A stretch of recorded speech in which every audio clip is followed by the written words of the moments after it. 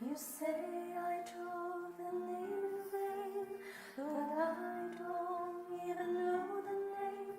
But if I did, well, really, what's it truly of?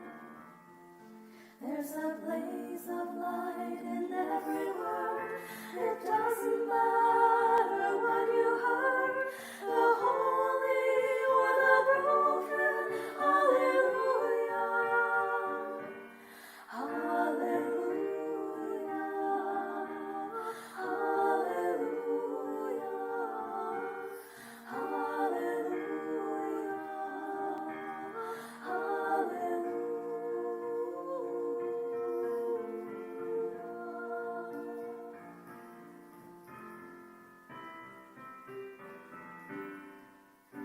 I did my best, it wasn't much. I couldn't feel, so I tried to touch. I told the truth, I didn't come to fool you. And even though it all went wrong, I'll stand before the Lord of Song with nothing on my tongue but hallelujah. Hallelujah, hallelujah,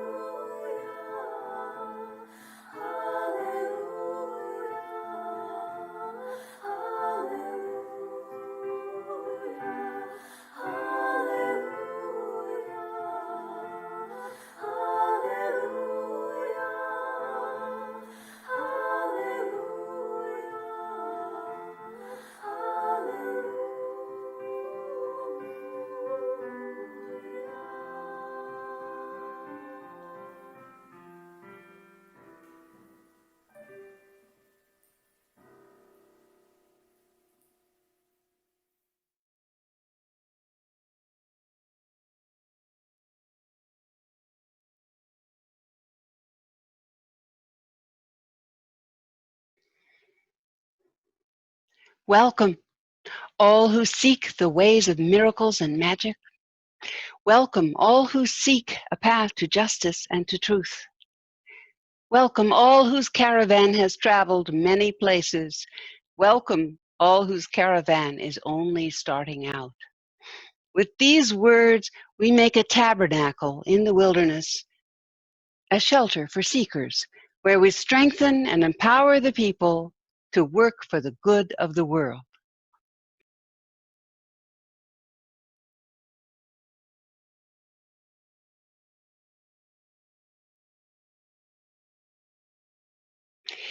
In Unitarian Universalist congregations, a chalice is lit at the beginning of every worship. I have a chalice lit in my home, which you see behind me, and a virtual chalice is about to be lit for your worship and enjoyment. I hope you will light a candle or a chalice in your home. In times of darkness, we stumble toward the tiny flame.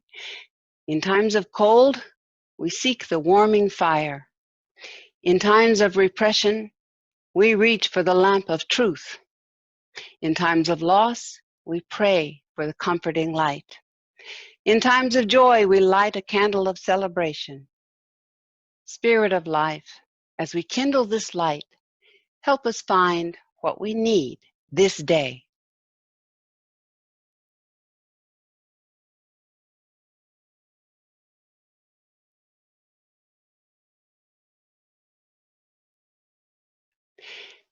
Red River Unitarian Universalists, when they gather, always say, love is the spirit of this church, and service is its law. This is our great covenant. to dwell together in peace, to seek the truth in freedom, and to help one another.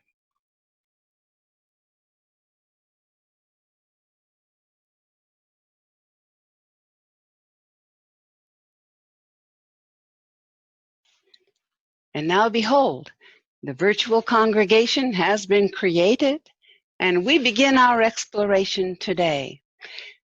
We like to frame our program with an opening thought.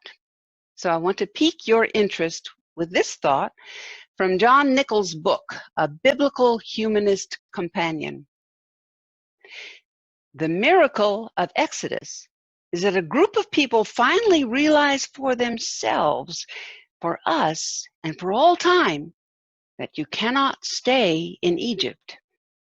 Any personal commitment that is not toward growing and changing, any religious commitment that is not toward goals beyond one's own personal welfare, is a commitment toward slavery in Egypt.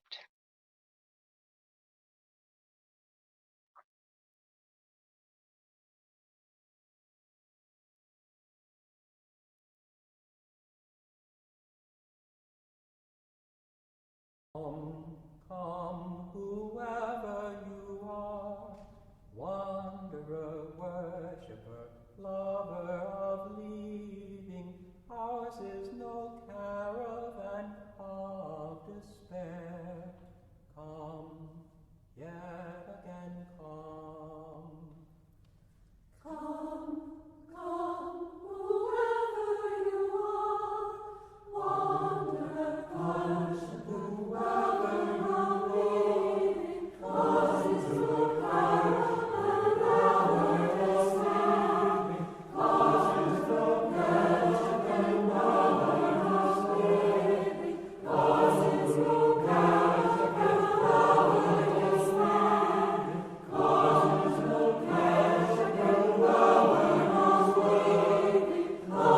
it's no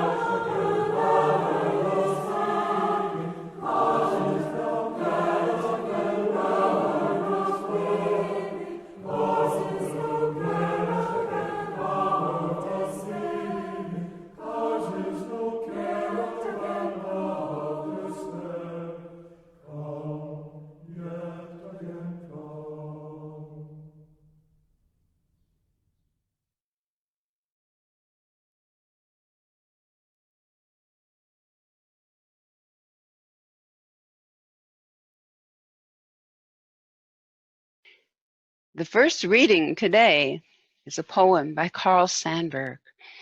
He writes it in the form of a riddle, and at the end, he gives us the answer. And the answer is going to hold us in good stead for the rest of this time that we're together this morning. My head knocks against the stars. My feet are on the hilltops. My fingertips are in the valleys and shores of universal life. Down in the sounding form of primal things, I reach my hands and play with pebbles of destiny. I have been to hell and back many times. I know all about heaven, for I have talked with God. I dabble in the blood and guts of the terrible. I know the passionate seizure of beauty and the marvelous rebellion of man at all signs reading keep off. My name is Truth, and I am the most elusive captive in the universe.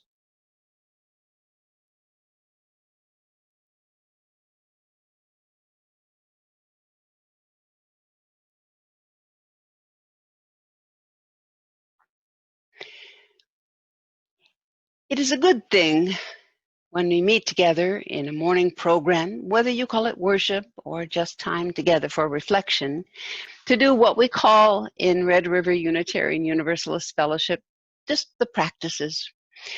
For some, it's meditation. For some, it's prayer. For some, it's just simply a time to breathe and take stock of your week. Today, I want to offer something I came across that I found quite marvelous. It is the Aramaic prayer of Jesus. It comes from a book by Neil Douglas Klotz called Prayers of the Cosmos, Meditations on the Aramaic Words of Jesus. And this particular one I think you'll recognize as an alternative version of a very familiar prayer that Christians use whenever they gather. Take it in the spirit that is given as something different for you to think upon, and perhaps it will open new ways of thought for you as a way to commune with the universal. So I invite you to take a moment, settle yourselves, get yourselves into a point of relaxation as we think about our place in the universe and try to supplicate and ask for what we need today.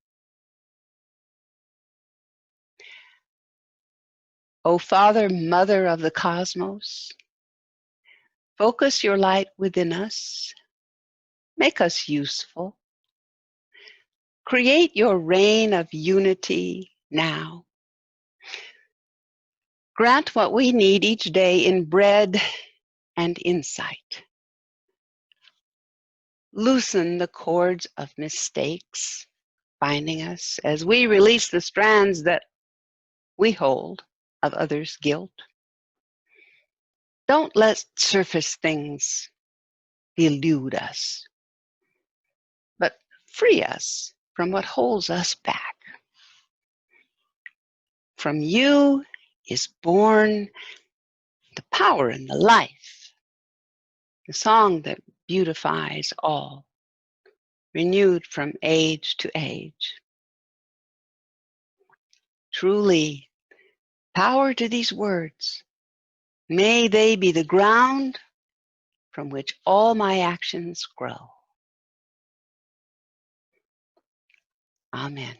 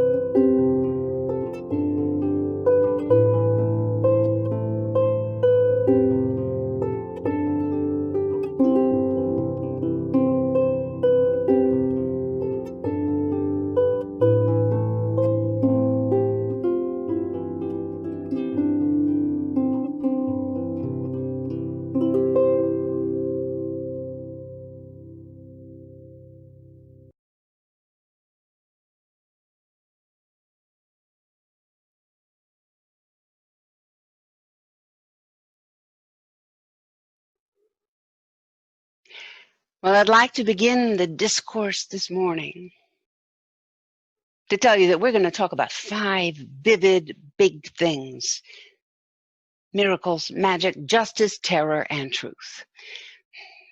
And to be honest, I did at random almost pick 5 big, vivid things to talk about because I feel that we're, as a society right now, in sort of a wilderness that's vague and hard to get a hold of.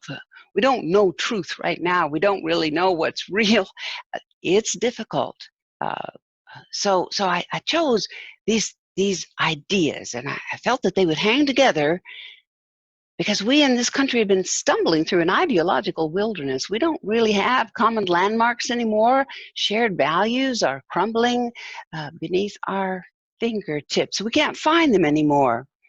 It's a time of supreme discomfort, a time when the church now needs to step up to comfort the afflicted, just the way I said I would. And so let's start right off with miracles. I told you I would also be afflicting the comfortable. And if you are a rationalist, Unitarian, Universalist, you're wondering out there, wait a minute, I'm not comforted. Because as religious seekers, no matter how far we have progressed, we may wonder, what's this about miracles? But I have to tell you and remind you, religion itself is almost always based in a miracle somewhere back in antiquity. Most, if not all, religions have their origin in a miracle. So I brought you one of what I consider one of the top 10 miracle stories of all time. It is part of the story of the escape of the Israelites from bondage in Egypt. It's the story as recounted in the Hebrew Bible, Exodus chapter 16, verses 2 through 15. The Exodus, that's right, seekers, the very Exodus that John Nichols was talking about in the opening thought that we had. The miracle of Exodus, which, when you realize you cannot stay in Egypt, and that any religious commitment that doesn't take you beyond your personal welfare will send you right back towards slavery in Egypt. So I'm going to put this reading in my own words, like I do, as most of us do, if we're honest, when we encounter a story. So here goes. Now the whole community of Israelites had left Elim and come to the desert of Sin. It had been about 2 months since they left Egypt. And the whole community was complaining about Moses and Aaron. If only God had let us die in Egypt. There we sat by pots of meat and ate all the food we wanted. You brought us out into this desert to let us all starve to death. And God said to Moses, I'm going to send you food from heaven like rain.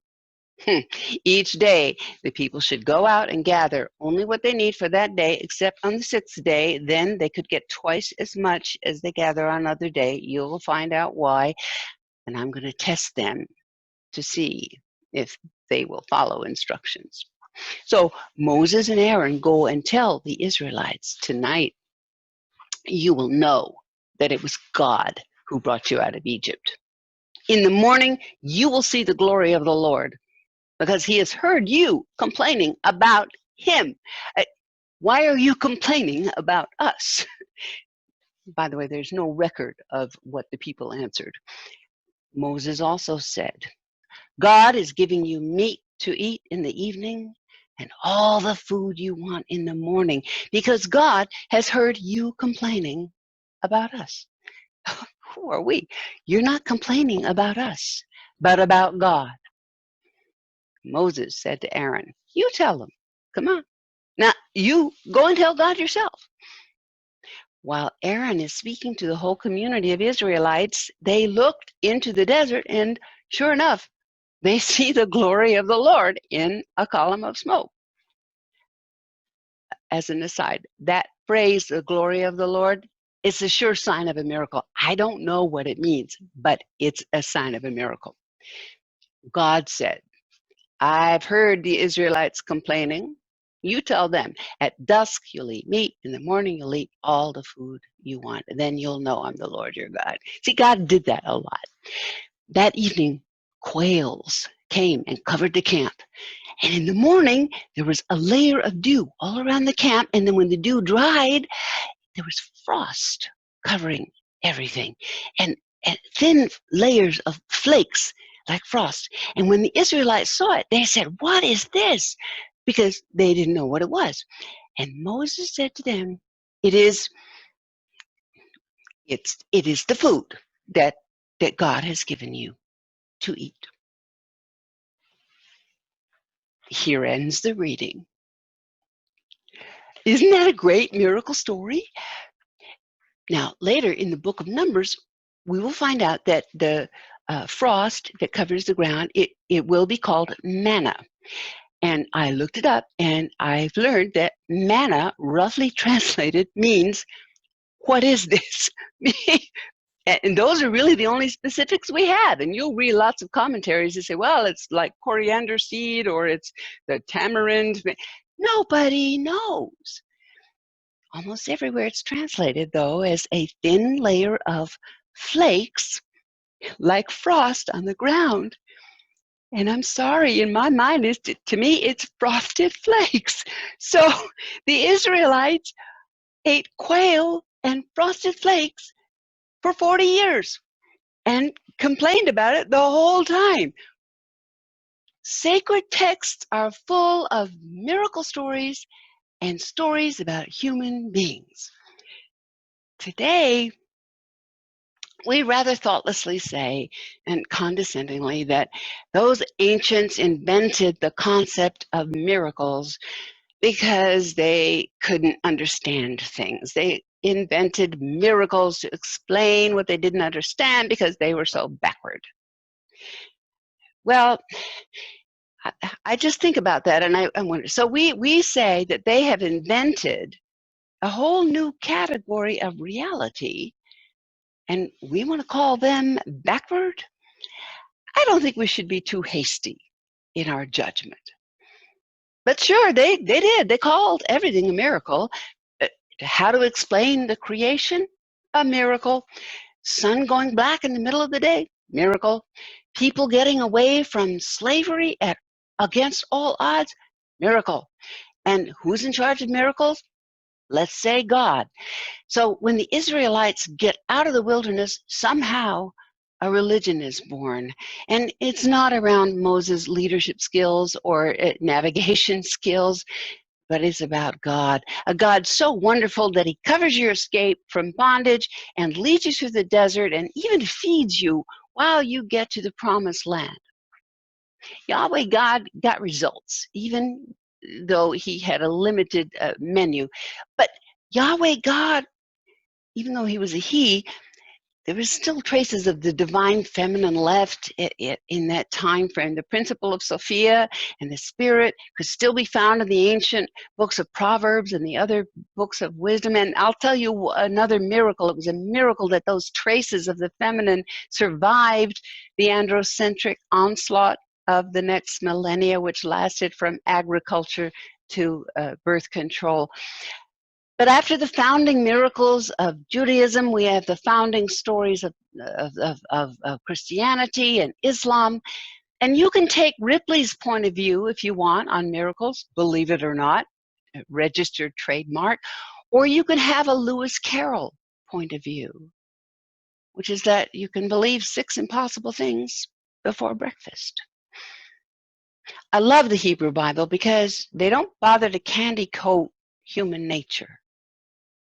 We are that whiny and that selfish and that short-sighted. And be honest, even if you've moved beyond a personal God in your philosophy and you're all about natural law, isn't natural law just as incomprehensible and fickle and infuriating as Jehovah ever was? I mean, look, laws of physics. Who thought those were fair?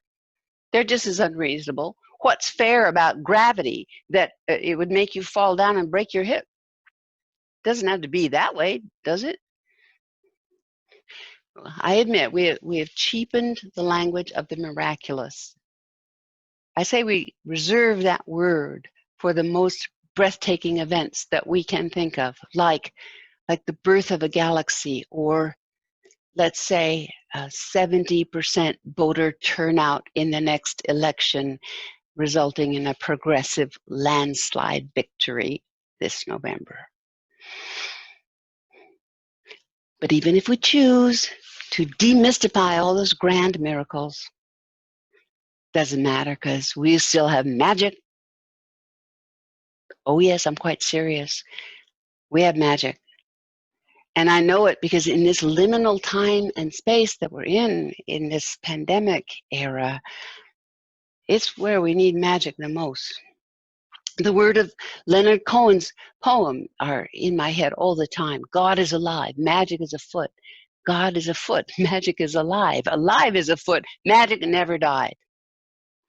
Because magic is what makes change possible. The change of the seasons is upon us now. We accomplish this by noticing the equinox, which is coming, the solstice when it happened. There's no actual hesitation at those times, nothing that really marks the change in nature. We notice it. We change our clothes, our activities. We set our clocks back. We bring in the harvest. We set aside days for feasting, for fasting. The church has a minor holiday coming up, a set of holidays, the Ember Days, September 16th, 18th, and 19th. They were established in the Middle Ages to sort of comfort the pagans. The Romans had agricultural deities that they had to assuage in the Ember Days to make sure that grapes would be good. And the church has always tried to sanctify any practices that they could see were useful for a good purpose. In other words, the church decided they'd go ahead and cast a spell on the pagans so as not to upset them, perhaps to ensorcel the wine. God is alive.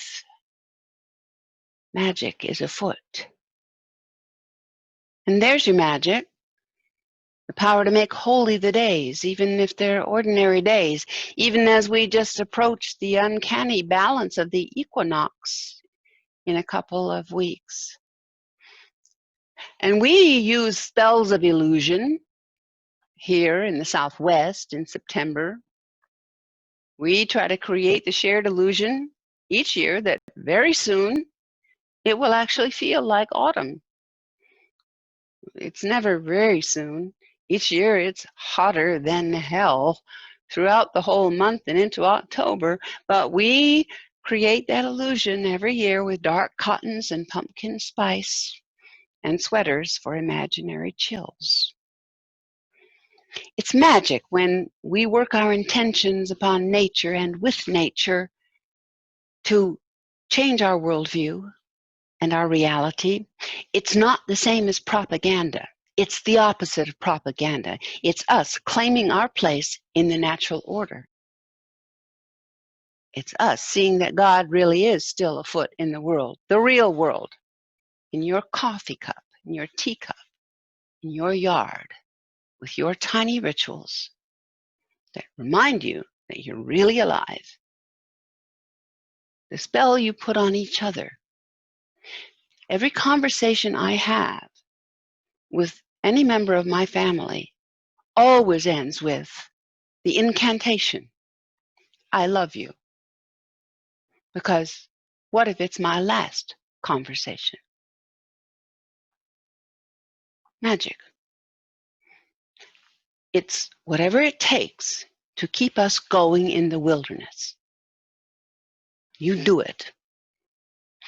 Because you have to keep going in the wilderness. Because we didn't escape captivity just to wander around. No, we escaped captivity for justice. Remember? And that's what we're after. We have to keep going because justice is the only way through the wilderness. And that's where our Yahweh God is going to come in very handy, because that's Yahweh God who executes that justice for all who are oppressed, enslaved, crushed. So we keep on seeking a place where people can live without being oppressed. These days, the exodus from oppression is filling the wilderness. Black Lives Matter is leading a large caravan out of oppression. Black Lives Matter, which sparked last week's March for Commitment. People of color have again made visible in this country what has been a growing nexus of protests around the world as the world sees its future crumbling. Just since, I think, 2016, a watershed year perhaps, Americans have been struggling now to see and recognize and then transform oppressive systems slowly, painfully, or quickly and painfully. The Women's March began to galvanize some people. Pride marches continue the work. The youth and students and activists who marched for climate justice just last year continue the work. The caravan through the wilderness is growing and becoming powerful.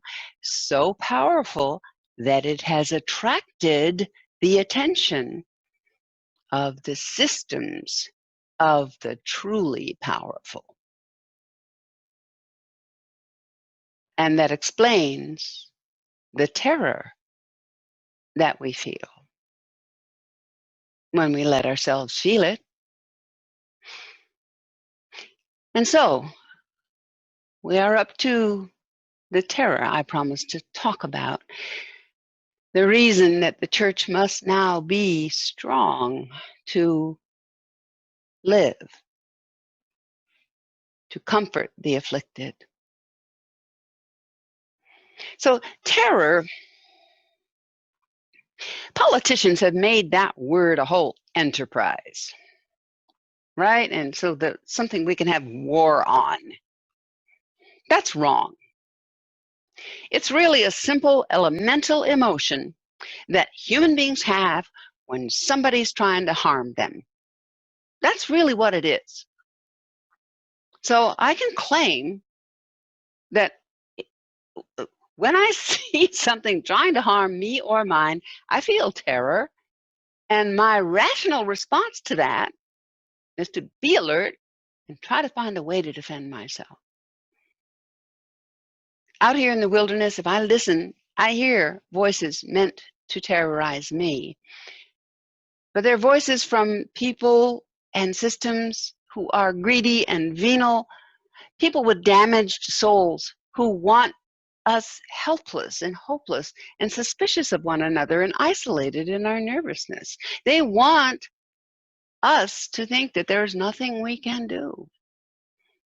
While we've been busy working on ourselves and making nice lives and doing our best to be good people, while we've been busy doing that, those people with damaged souls have built huge fortresses with our sweat, with money and resources that they've raped and stolen from the earth and from us. And now, coincidentally, there's a pandemic that has made many of us afraid to go out with good cause, and there's no better way to peel the bravado off a person than to leave that person sheltered alone in their home for months on end, hiding from an invisible enemy. The pandemic is real, I believe that. And the way it's been exploited by the lovers of violence and power is also real. We'd like to think we're all equally the victims of a handful of pure villains stroking cats. That's not really all that it is either, because we know that we ourselves have sometimes been a terror for others, and sometimes we've been the beneficiary of the systems that oppress.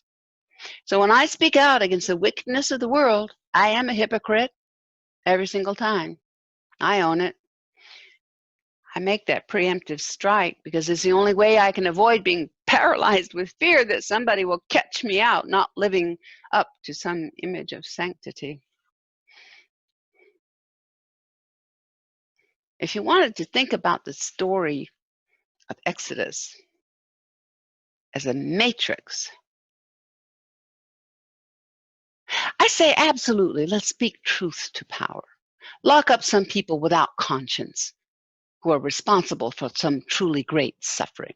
The story of Exodus as a matrix for a metaphor for how to be in the world I say absolutely. Let's use that. Let's call them villains. Let's say we escape them. But we will generate an enormous amount of power in our righteousness. If just in the morning we wake up and when we see those frosted flakes on the ground, we say, thank you. I really don't want to go back to captivity. I really need to find the truth. And then we get up and keep looking for the truth. That's right, the truth. Because according to the poet, truth is a seeker in the wilderness just like we are. Truth says, I've been to hell and back many times. Because how long have we been lost out there? Truth, like the Israelites, says, I know all about heaven, for I have talked with God. I dabble in the blood and guts of the terrible. I know the passionate seizure of beauty. My name is Truth, and I am the most elusive captive in the universe. So remember that the story of Exodus is a matrix of thought. It's not just a simple set of events that one guy wrote down and you could believe or not believe. It's an oral tradition. It's stories passed on, argued over. So what do you think was on the ground? What is this? Nobody knows. It's cold in the morning, so it had to have been frosty. Do you think it was like creamy? No, how could it be creamy? What are you talking about? It had to be frosty so they could gather it. But it was from God, that's all you need to know. Those stories build truth, human to human, that transcends the day-to-day. In most families, even now, short term, there will be stories that maybe transcend truth a little bit. Stories that define that family, almost like its own little congregation or cult. Let's say some great uncle who fought in the Spanish Civil War, and it was rumored that he had cut off somebody's ear, kept it in his knapsack, and as long as he kept that in his knapsack, he didn't get injured. That's a good one, isn't it? I made that up. Or let's say there was a great-great-grandmother who was widowed and raised 6 children on the Canadian frontier, and she got along with the Native Americans, but nobody else did.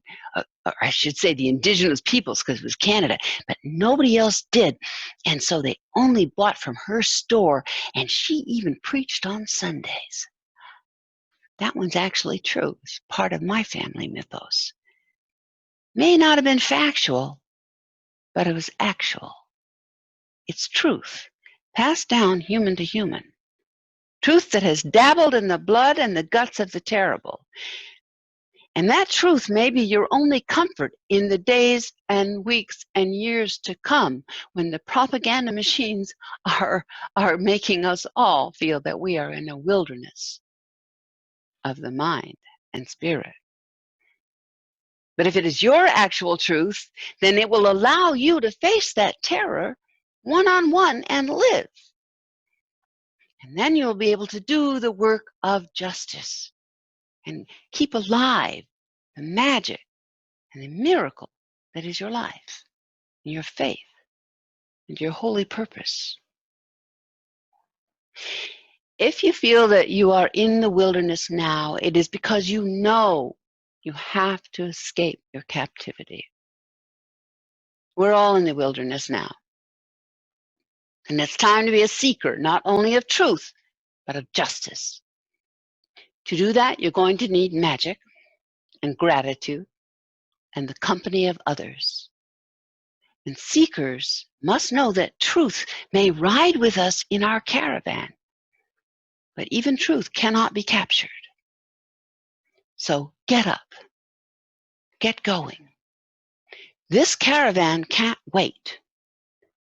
This caravan is headed for justice, because this caravan knows we need another miracle. May it be so.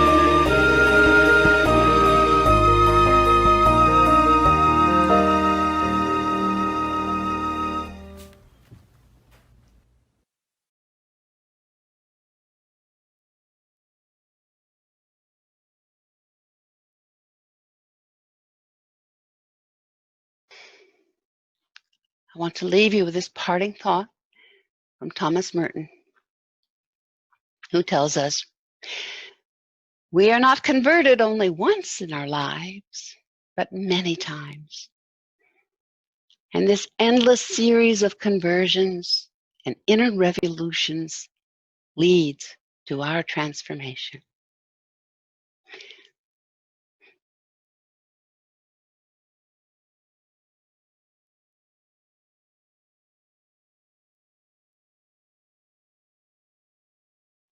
And now, if you're listening to this premiere of this program, you're invited by Red River Unitarian Universalists to click the link and join them for a Zoom coffee hour right after this worship.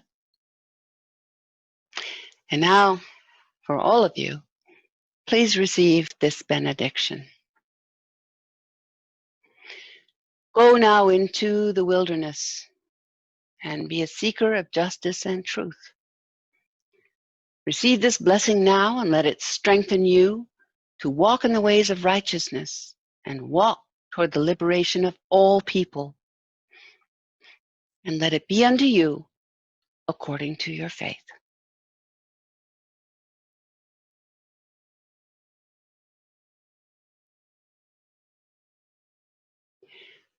We extinguish this flame, but not the light of truth, the warmth of community, or the fire of commitment. These we carry in our hearts until we are together again.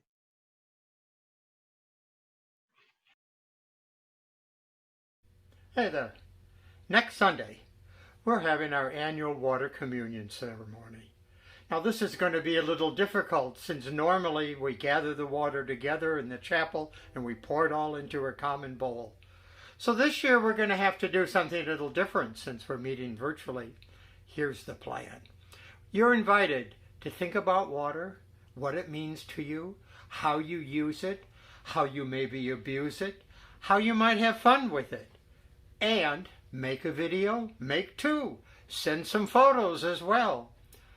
Then, next Sunday, we are going to have water communion with a twist. Hope you're creative and I hope you send in a lot. Check Wednesday update. You'll get information about the details. At the bottom of your screen is where you send your videos and your photos. We are looking forward to it. Next week, water communion with a twist. Hope to see you then. Take care. Bye-bye.